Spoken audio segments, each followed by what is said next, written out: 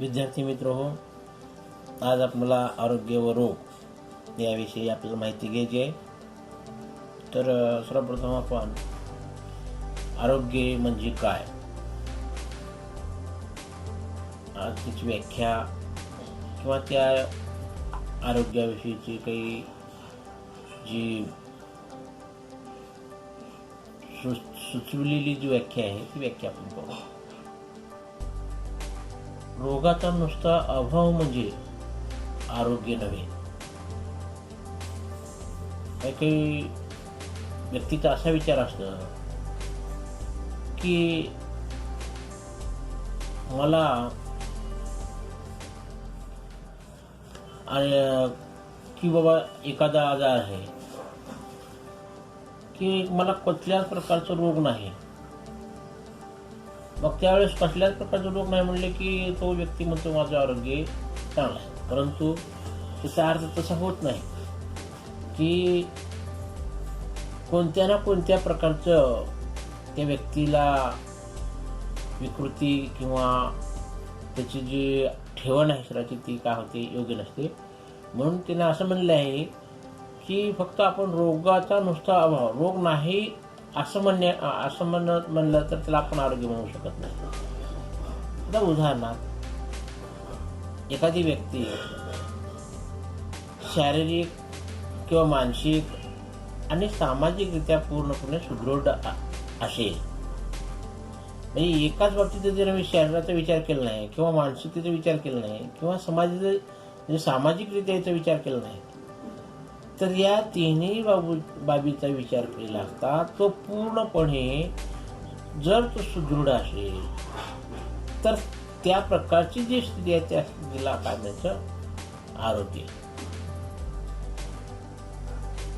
तर अशा पद्धतीनं ह्या आरोग्याची व्याख्या केली गेलेली आहे. तर ते आरोग्य म्हणजे त्यानं काय सांगितलेलं आहे,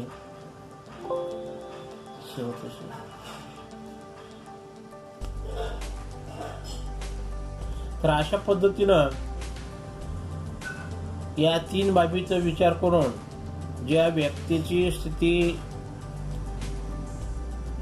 सुदृढ राखली जाते त्यावेळेस त्या स्थितीला काय म्हणलं जातं, आरोग्य म्हणलं जातं. काही लोक म्हणतात मला कोणत्याच प्रकारचा आजार नाही. मग कोणत्याच प्रकारचा आजार नाही म्हणजे तो त्याचं आरोग्य आहे असं म्हणता येतं. म्हणून त्यासाठी मानसिकतेचा विचार करावा लागतो, शारीरिकतेचा विचार करावा लागतो आणि सामाजिकरित्या सुद्धा त्याचा विचार करावा लागतोय. आणि ह्या तिन्ही बाबी जर तिच्या पूर्णतः असतील तर त्याला आपण काय म्हणतो माहिती का, आरोग्य म्हणतो. तर ह्याच्यामध्ये आणखी एक आपल्याला पाहिजे, रोग म्हणजे काय. आता रोग म्हणजे काही त्याची व्याख्या बऱ्याच पद्धतीने वेगवेगळ्या पद्धतीने केली जाते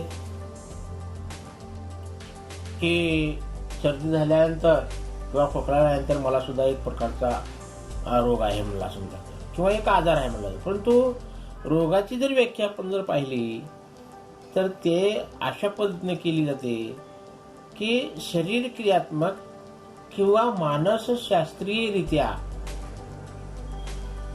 आपल्या शरीरात घडून येणारे जे महत्वाच्या काही जैविक कार्य आहेत त्या महत्वाच्या जैविक कार्यामध्ये जी अशी स्थिती असते की ती का करते, त्या जैविक कार्यामध्ये अडथळा आणते. मग अशा जैविक कार्यामध्ये अडथळा आणणाऱ्या स्थितीला काय म्हणलं जातं, रोग म्हणलं जातं. म्हणजे रोगाची व्याख्या ही साधी सोपी किंवा आपला सरळ वाटत नाही. त्या व्याख्येमध्ये आपल्याला थोडस विचार करावा लागतो की आपल्या शरीरांतर्गत होणाऱ्या किंवा शरीराच्या मध्ये आतमध्ये होणाऱ्या जे क्रिया आहेत ती क्रिया किंवा मानसशास्त्रीयरित्या शरीरातील महत्वाच्या जैविक प्रक्रिया यामध्ये कोणत्याही कारणामुळे कसल्याही कारणामुळे त्या कार्यामध्ये जर अडथळा आला आणि त्या अडथळा आणणारी जी स्थिती आहे त्या स्थितीला काय म्हणायचं, रोग. किंवा आपल्याला असंही म्हणता येतं की त्या स्थितीमुळे काय होतं, त्या व्यक्तीची जी शरीराची ठेवण आहे किंवा त्या शरीराची जी मानसिक स्थिती आहे ती मानसिक स्थिती योग्य राहत नाही असं सुद्धा आपल्याला म्हणता येतं. मग रोग म्हटल्यानंतर रोग एकच प्रकारचे नाहीत, रोग विविध प्रकारचे आहेत. मग ते विविध प्रकारचे किंवा प्रत्येक रोगाची जी लक्षणे आहेत ती लक्षणे सारखीच नाहीत. वेगवेगळ्या रोगाची लक्षणे वेगवेगळी आहेत. आता आपण जर विचार केलं, मग प्लेगचे लक्षणे वेगळे, कॉलराची लक्षणे वेगळे, त्यानंतर मलेरियाची लक्षणे वेगळे. म्हणजे अशा प्रकारे त्या रोगाची जी लक्षणे असतात ती विशिष्ट असतात आणि त्या लक्षणावरूनच आपल्याला त्या रोगावर काय करता येतो, उपचार करता येतो. तर अशा पद्धतीनं ही झाल्या दोन व्याख्या, एक रोग म्हणजे काय आणि दुसरं आरोग्य म्हणजे काय. आता याच्यानंतर या रोगाची व्याख्या आपण माहिती करून घेतल्यानंतर मग रोगाचे प्रकार याकडे जाऊ आपण. तर रोगाचे प्रकार वेगवेगळे आहेत. मग ह्या रोगाच्या प्रकाराच्या अगोदर आपण विविध रोगाची नावं ऐकलेली आहे. उदाहरणार्थ मधुमेह, सर्दी, दमा, डाऊन संलक्षण, हृदयविकार अशा विविध रोगाची नावं आपण ऐकलेली आहे. मग या सर्व रोगाचं जे कारण आहे, या सगळ्या रोगांच्या कारणांचा आणि लक्षणाचा जर विचार केला तर त्याची कारणं आणि त्याची लक्षणे वेगवेगळी आहेत. मग आता ह्याची कारणं आणि लक्षणं वेगवेगळी असतात, त्यावरूनच आपल्याला त्या रोगाचं, त्या लक्षणावरून किंवा त्या कारणावरून त्या रोग आपला ओळखता येतो. आता आपल्या समोर ही एक तक्ता दाखवलेला आहे. तर या तक्त्यामध्ये आपल्याला रोगांचे जे प्रकार आहेत, टाइप्स ऑफ डिसीज, तर त्या रोगांच्या प्रकारामध्ये मुख्यतः दोन प्रकार पाडलेले आहेत. तर ते दोन प्रकार कोणते? तर हिचा पहिला प्रकार आहे कालावधीनुसार आणि दुसरा प्रकार आहे कारणानुसार. आता काही रोग असे आहेत की एखाद्या व्यक्ती झाल्यानंतर दीर्घ काळापर्यंत ते काय होतात माहिती का त्या व्यक्तीमध्ये असतात. आणि काही काही रोग असे आहेत की ते तात्पुरते, एक क्षणिक, म्हणजे काय आहे, एक 2 दिवस 4 दिवसाचे असे असतात. म्हणजे त्यावरून त्यांना काय म्हणलं आहे, कालावधीनुसार, म्हणजे दीर्घकाळ आणि लघुकाळ अशा पद्धतीने म्हणलं तरी चालतं. तर असे ही कालानुसार केलेलं आहे. दुसरं कारणानुसार. आता कारणानुसार म्हणल्यानंतर काही काही रोग असे आहेत की आनुवंशिक रोग आहेत, म्हणजे एका पिढीतून दुसऱ्या पिढीमध्ये संक्रमणित होणारे रोग आहेत. आणि दुसरं उपर्जित अशा प्रकारचे रोग आहेत. आता उपार्जित म्हणजे काय? तर उपार्जित म्हणजे संसर्ग होऊन आणि असंसर्ग होऊन असे होणारे काही रोग आहेत. मग त्यामध्ये आपण जर रोगांचा जर मुख्य प्रकार पाडला तर तो मुख्य प्रकार आहे कालावधीनुसार आणि कारणानुसार. आणि कालावधीनुसार मध्ये परत दोन प्रकार सांगितले आहे, दीर्घकालीन रोग आणि तीव्र रोग. आता दीर्घकालीन म्हणजे एखाद्या व्यक्तीला रोग झाला की तो बऱ्याच कालावधीपर्यंत त्या व्यक्तीमध्ये तो रोग असतो. आणि तीव्र रोग म्हणजे पटकन झालं की लगेच काय होतो, बरा होतो, किंवा लगेच काय होतं म्हणजे का त्याच्यावर इलाज होतो. म्हणजे अशा प्रकारचे हे कालावधीनुसारचे दोन प्रकार. पहिला प्रकार दीर्घकालीन आणि दुसरा प्रकार आहे तीव्र. त्यानंतर कार्यानुसारामध्ये आता मी सांगितलं आनुवंशिक आणि उपार्जित. आता आनुवंशिक म्हणजे एका पिढीतून दुसऱ्या पिढीमध्ये तो संक्रमित होणारा. उदाहरणार्थ या आनुवंशिक मध्ये आहे डाऊन संलक्षण. तर हे डाऊन संलक्षण जो आजार आहे हा काय आहे माहिती का, आनुवंशिक रोग आहे. समजा एखाद्या त्याच्या मागच्या पिढीला जर त्यामध्ये तो असेल तर तो पुढच्या पिढीमध्ये काय होतो, संक्रमित होतो. आता उपार्जित जे आहे, या उपार्जित रोगामध्ये संसर्गजन्य. आता संसर्गजन्य म्हणजे काय, तर एखाद्याच्या रोग्याच्या सहवासात राहून समजा तो आजार जर दुसऱ्या व्यक्तीला झाला, मग त्याला काय म्हणतात, संसर्गजन्य. आता मग सर्दी आहे, त्यानंतर फ्लू आहे आणि डेंग्यू आहे. तर सर्दी, फ्लू, डेंग्यू हे असे आजार आहेत की एखादी व्यक्ती या सर्दीनं बाधित आहे किंवा फ्लू या रोगानं बाधित आहे आणि जी बिगर बाधित असलेली व्यक्ती किंवा जी निरोगी असलेली व्यक्ती समजा या रोगी व्यक्तीच्या संपर्कात आली तर तेव्हा त्या व्यक्तीला काय होऊ शकतं, हा आजार होऊ शकतो. म्हणून त्याला संसर्गजन्य रोग असं म्हणलेलं आहे.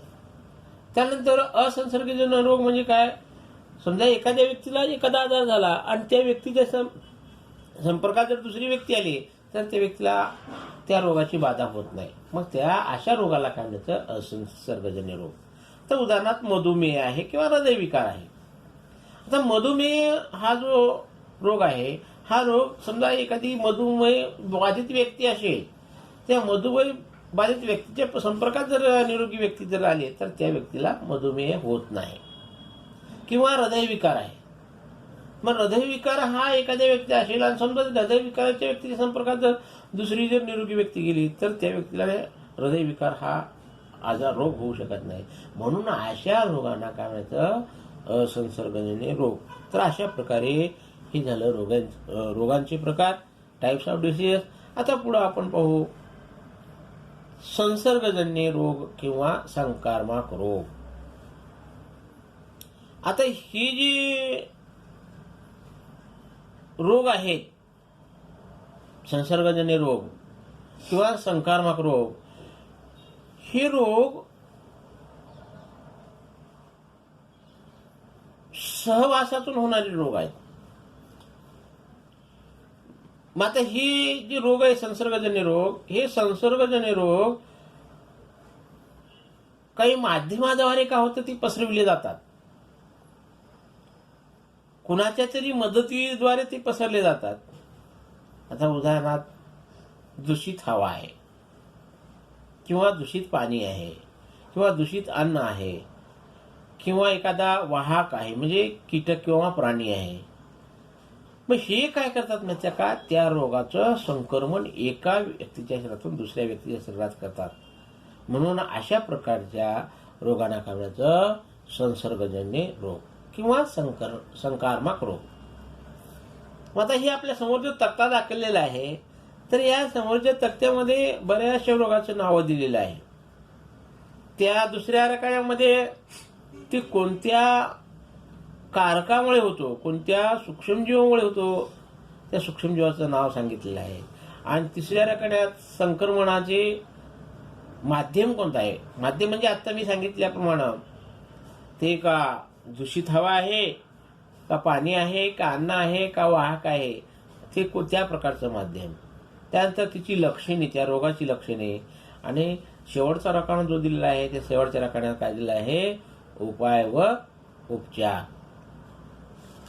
आता यामध्ये आपण विविध रोगाचं नाव पाहू. आपण या तक्त्यामध्ये दाखवल्याप्रमाणे पहिला रोग आहे क्षय, त्याला ट्युबरक्युलोसिस म्हणतात इंग्रजीमध्ये. त्यानंतर दुसरा आहे कावीळ, हेपॅटिटिस. तिसरा आहे अतिसार, त्याला सागवण म्हणतात. त्यानंतर पटकी, त्याला इंग्रजीमध्ये कॉलरा म्हणलं जातं. आपण कॉलराला माहित आहे, पण तो पटकी हा मराठी शब्द आपल्याला माहित नाही, पण तो कॉलरेलाच पटकी म्हणतात. आणि त्यानंतर विषम ज्वर म्हणजे त्याला आपण काय म्हणतो, टायफॉइड म्हणतो. मग अशा पद्धतीचे जे रोगाची नाव आहेत, ह्या रोग वेगवेगळ्या कारकापासून होतात. मग आता क्षयरोगाचं कारक म्हणजे काय, जीवाणू. कावीळचं विषाणू, अतिसारचं जीवाणू विषाणू, त्यानंतर पटकीचं जीवाणू आणि विषमज्वरचं जीवाणू. अशा कारकामुळे काय होतं म्हणजे का, हा जो आजार आहे आता आपल्या तक्त्यासमोर दिसलेले आजार ते या कारकमुळे होतात.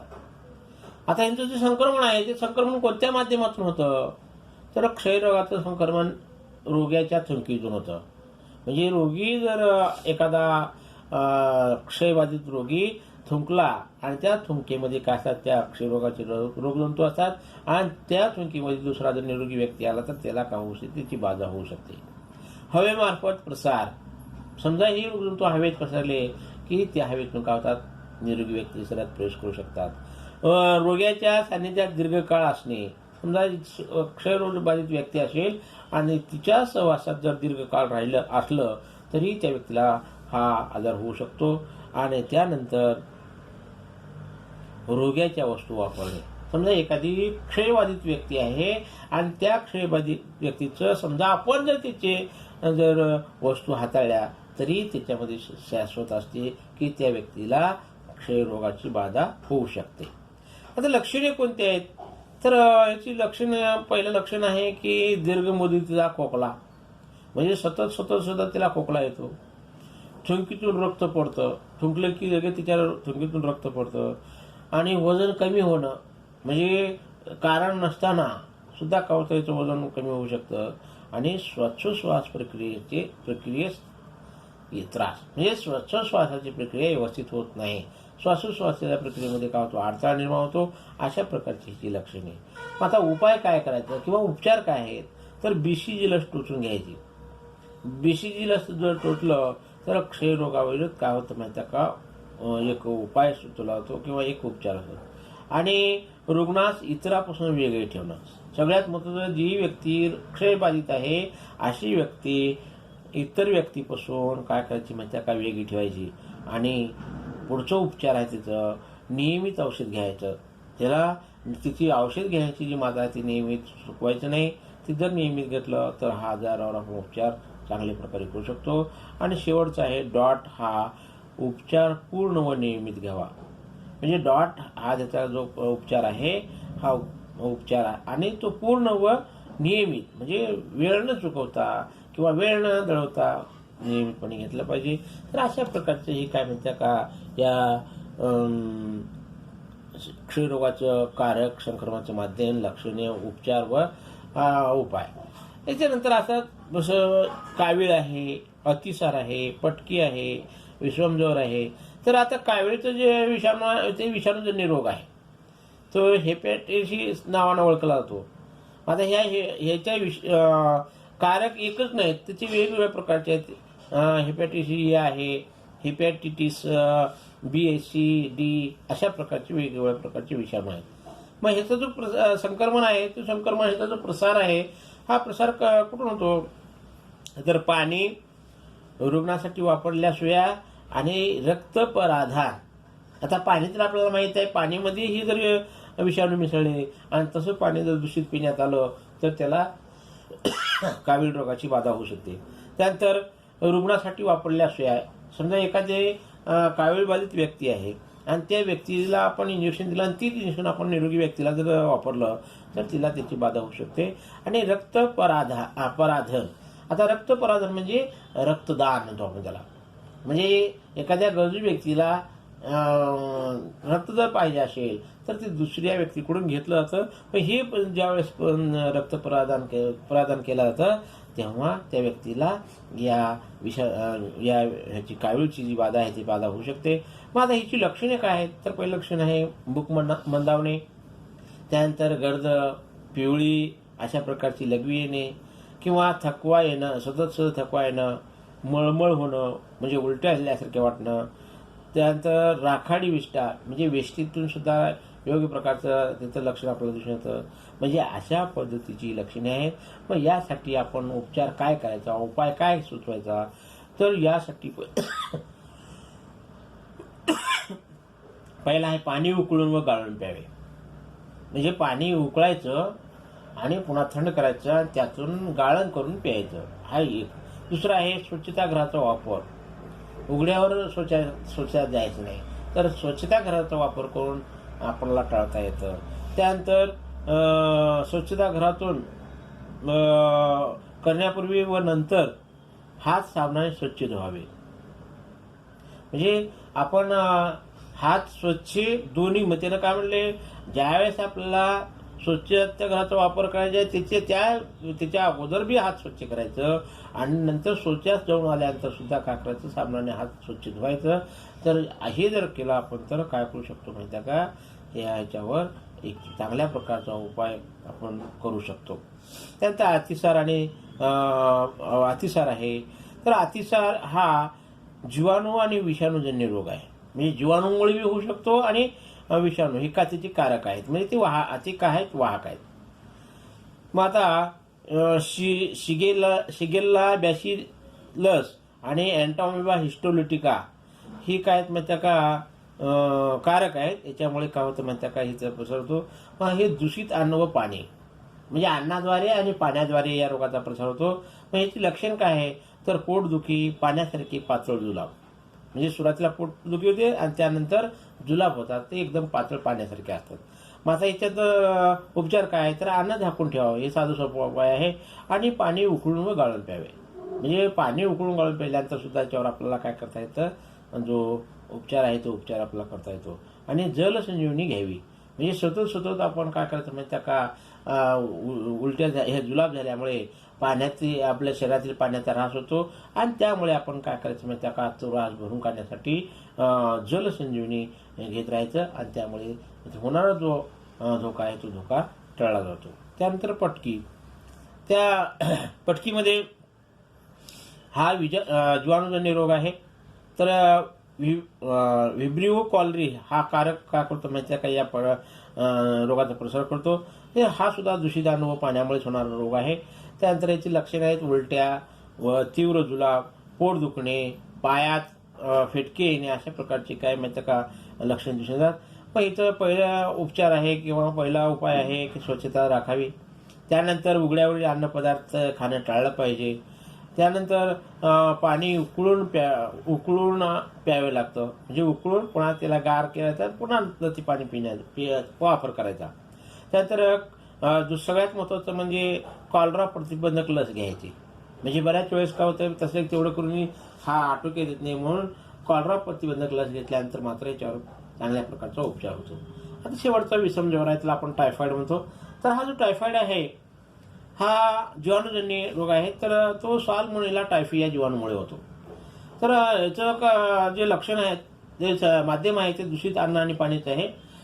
परंतु याच्यामध्ये लक्षणं पाहिलं तर भूक मंदावते, डोकेदुखी, मळमळ, पोटावर पुरळ येणं, त्यानंतर अतिसार होणे आणि एक आणखी महत्त्वाचं लक्षण सांगितलं आहे. अशा टायफॉइड झालेल्या व्यक्तीचा जो ताप आहे तो ताप 104 अंश फॅरेनहाइट पर्यंत जाऊ शकतो. म्हणजे खूप ताप येतो आणि त्यामुळे खूप ताप आल्यानंतर काय होतं त्या व्यक्तीवर खूप मोठा परिणाम होतो. मग आता यासाठी काय उपचार केला पाहिजे, काय उपाय केले पाहिजे तर स्वच्छ व निर्जंतुक पाणी घ्यावे.